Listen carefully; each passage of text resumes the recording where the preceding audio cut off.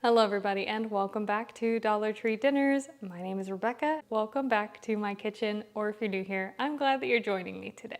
This video is a little special because it's the first in what I hope will be a more peaceful, grounded way of sharing recipes with you all. For a long time, I've just kind of been filming and posting whenever.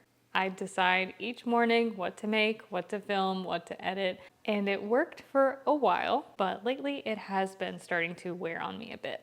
So I've been working behind the scenes on something new, a weekly rhythm for my content. Starting this week, starting today, I'm going to be sharing 5 recipes a week. That's going to be a daily upload Monday through Friday, and each day will have its own theme. Today is Thursday, and I am calling it Throwback Thursday. Every Thursday, we will revisit a recipe from the past. We'll be testing out these vintage recipes to see how they hold up over time and how to adapt them to a modern kitchen. Whether I'm making a Dollar Tree dinner or a scratch-made loaf of bread, the goal is always the same: to provide realistic, affordable, and accessible meals. Meals that don't require fancy tools or fancy ingredients that you have to hunt down at 3 different stores. Meals that make use of what you already have, and if possible, meals that make you feel nourished physically and emotionally. So if you're into simple, no-stress cooking with a little bit of heart behind it, I think you'll love what's coming. And if you have been here for a while, thank you so much for sticking around with me as I kind of figure things out. With that being said, let's get into today's recipe for Throwback Thursday, and I think we have a fun one planned. Today we're going to be making a recipe from Grandma's Wartime Kitchen, World War II, and the Way We Cooked. This is probably one of my favorite cookbooks. I just love reading the little tidbits and stories in here. Has a lot of fun information about the wartime efforts, rationing, victory gardens. Even beyond the recipes, it is a super fun read. When I am looking for recipes to try from these vintage era cookbooks, I am thinking in terms of modern day practicality, because what was affordable and accessible 100 years ago is not affordable and accessible anymore. So I usually try to find recipes that I think have a practical application even today. And today we're going to be making hamburger vegetable soup.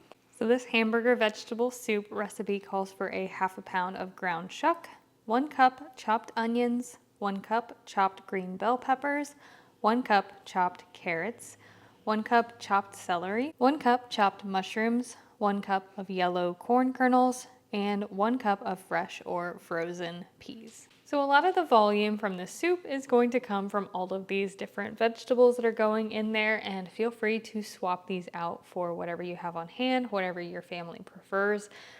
Back in World War II, a lot of people had victory gardens, so these would be small backyard gardens, and they would have used whatever produce they had either in their garden, things that they had canned or frozen throughout the years, and things like that. This recipe really is just a basic guide. Feel free to swap it out for whatever you have on hand. So because we're making a soup, we're of course going to bust out our soup pot. This is Dolly, and as I always say, she is not dirty, she is well loved. I will put the recipe up on screen here so that you can read along as we prepare the soup. This recipe starts with a ½ pound of ground chuck. I am using 80/20. And the purpose of a recipe like this would be to make the most of a small amount of meat, because back during World War II, meat, butter, sugar, these were all rationed ingredients, so families had to make do with very little of those ingredients. Oftentimes they would only get about a pound of meat per week. So a recipe like this would do a lot for making the most of that small amount of meat. So this says to cook ground chuck in 5-quart Dutch oven or heavy soup pot over medium heat, stirring occasionally until browned. And the recipe does not say to drain the fat, so we're not going to, because fat was flavor, fat was calories, it was a necessity back then. And it was intentionally left in a lot of recipes, again, to stretch the ingredients that they had available. Next, we're going to add the onions and the bell pepper. And then it says to saute this until the vegetables start to brown. So we're going for some caramelization. Again, another kind of free flavor element, caramelized onions and peppers. So we're going to be patient with this step, and we're not going to stir the soup too much. We're going to let those vegetables kind of get a bit of char on them. I feel like this is one of those times when it's really hard to be patient because you just want to move on to the next step.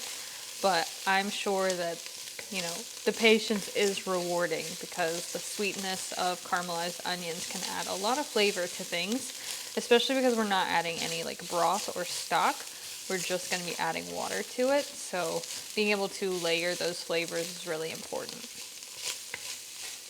All right, I think we're gonna move on to the next step because things are starting to kind of stick to the bottom of my pot, which is a good sign because when we go to add our water, we should be able to deglaze that. And I definitely have some like brown onions and stuff. So I'm gonna add in, it says 6 cups of water. I'm gonna start with a little bit just so I can deglaze the bottom of that pan and get up all those brown bits of beef and onion and bell pepper. Because that is flavor, and we don't want to lose that. And then there's the other 5 cups of water.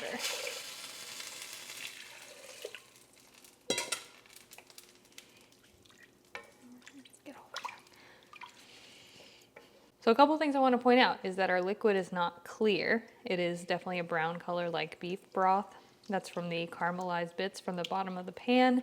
You can see these little dark specks floating to the top. Again, those are all flavor elements that we've integrated into the soup.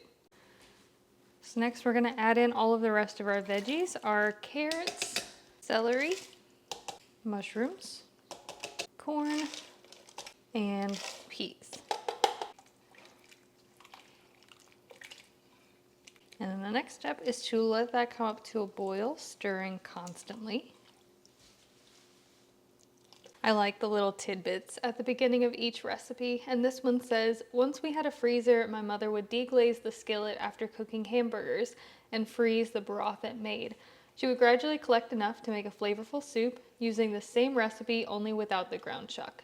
Don't worry, we always had sandwiches or cheese and crackers with it to provide the protein, which I think is a really fun idea. I do cook a lot of hamburgers, so I might have to start trying that to see if I can just accumulate beef broth from just deglazing the skillet after making burgers. So you could make this same recipe without the ground beef and just swap these 6 cups of water for 6 cups of beef broth or 6 cups of water with beef bouillon. And once we're boiling, it says to cook for 10 minutes or until the vegetables are tender.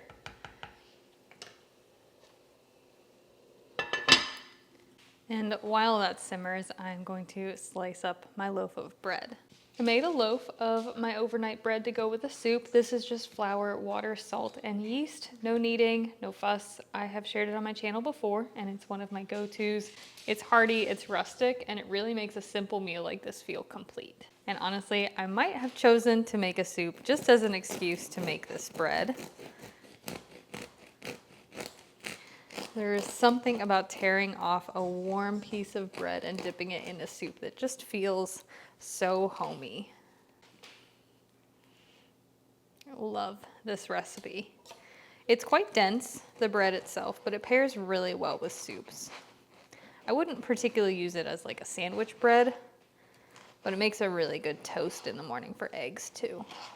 And the bottom can be a little bit hard to cut through, but what I like to do is, as you can see, I cut the loaf in half, and then if you set that half down on your cutting board, you can usually slice through the rest of it fairly easily.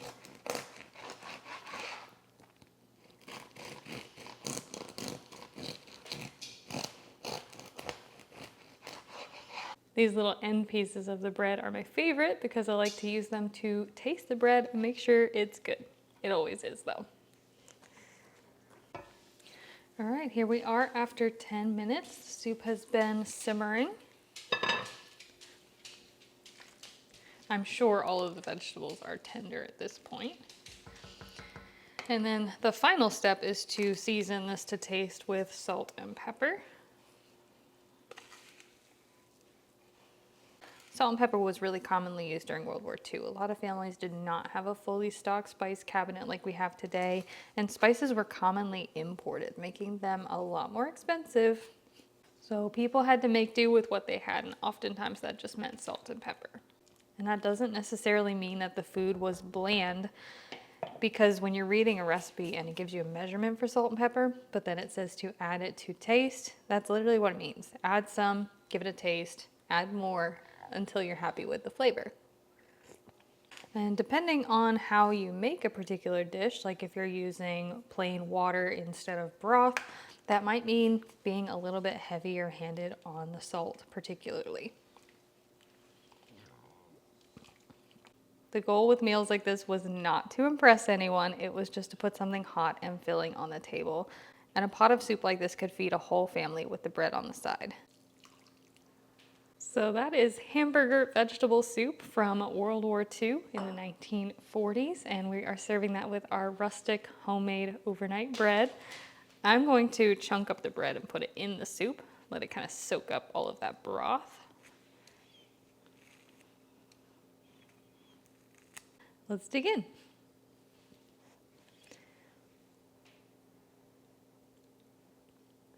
It's still very hot.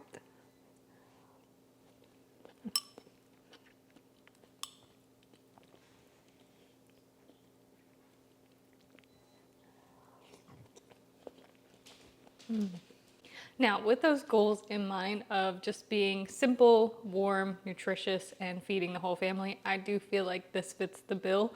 It's definitely not the best soup I've ever had. It's very simplistic. All of the flavors are very simple. There is some interesting textures, particularly from the mushrooms. Mushrooms are a really great addition to this because they give it a meatier texture without having to add additional meat. I also really like the addition of the bread, particularly this type of bread, because again, it's very dense, it's very hearty, so it doesn't just disintegrate in the soup. It really soaks up that broth and almost becomes a dumpling-like texture. Meals like this, I feel like really make you appreciate the simple things in life. Having a warm meal to eat, a roof over your head. It's a few simple ingredients that do come together to make something good. That was the heart behind wartime cooking. Just doing the best with what you have and caring for those around you. Hope you guys enjoyed today's episode. I'm gonna pack up the rest of this soup. I'm probably gonna end up freezing some of it. Tomorrow is gonna be Fake Out Friday, which is where we talk about restaurant-inspired meals that you can make at home. And currently we are working our way through the Taco Bell menu. So I think tomorrow we're gonna do the Mexi Melt and the 7-layer burrito because those were highly requested. And I hope you guys are having a fantastic day, and I will see you again tomorrow for Fake Out Friday.